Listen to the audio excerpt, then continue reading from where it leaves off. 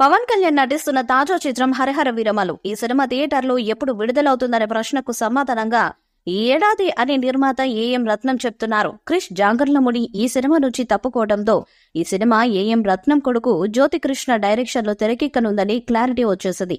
అయితే జ్యోతికృష్ణ డైరెక్షన్ లో తెరకెక్కిన సినిమాలన్నీ నిర్మాతలకు భారీ నష్టాలను మిగిల్చాయి.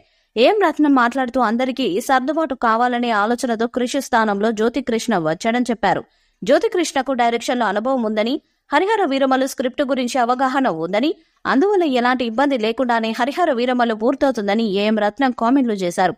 తాను పవన్ కూడా డైరెక్టర్లమే కాబట్టి అవసరమైన సూచనలు సలహాలు ఇస్తామని ఏఎం రత్నం పేర్కొన్నారు. క్రిష్ ఎందుకు హరిహర వీరమల నుంచి తప్పుకున్నాడు మాత్రం ఏఎం రత్నం క్లారిటీగా చెప్పట్లేదని నెటిజన్లు చెప్తున్నారు. క్రిష్, జ్యోతికృష్ణ, రత్నం, పవన్ నలుగురు డైరెక్టర్లు ఒకే సినిమా విషయంలో వేలు పెడితే కొన్నిసార్లు రిజల్ట్ మారే ఛాన్స్ కూడా ఉంటుందని నెటిజన్లు చెప్తున్నారు.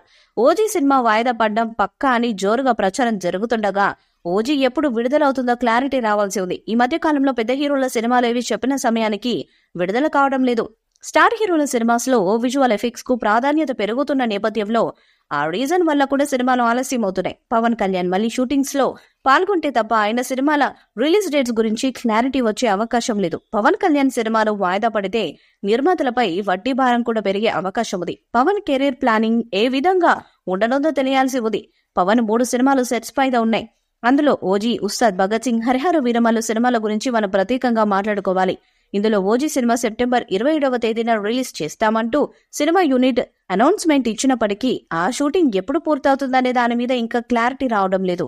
అయితే ఈ సినిమాని అనుకున్న టైంకి గనక రిలీజ్ చేసినట్లయితే హరిహర వీరమల్లు సినిమాని ఈ ఇయర్ ఎండింగ్ లో గానీ 2025 స్టార్టింగ్ లో గానీ రిలీజ్ చేసే అవకాశాలైతే ఉన్నాయి. ఇప్పటికే ఈ సినిమాని స్టార్ట్ చేసి దాదాపు 4 సంవత్సరాలు అవుతుంది. కాబట్టి పవన్ కళ్యాణ్ అభిమానుల్లో కూడా ఈ సినిమా గురించి ఎదురు చూసి ఓపిక నశించిపోతుంది.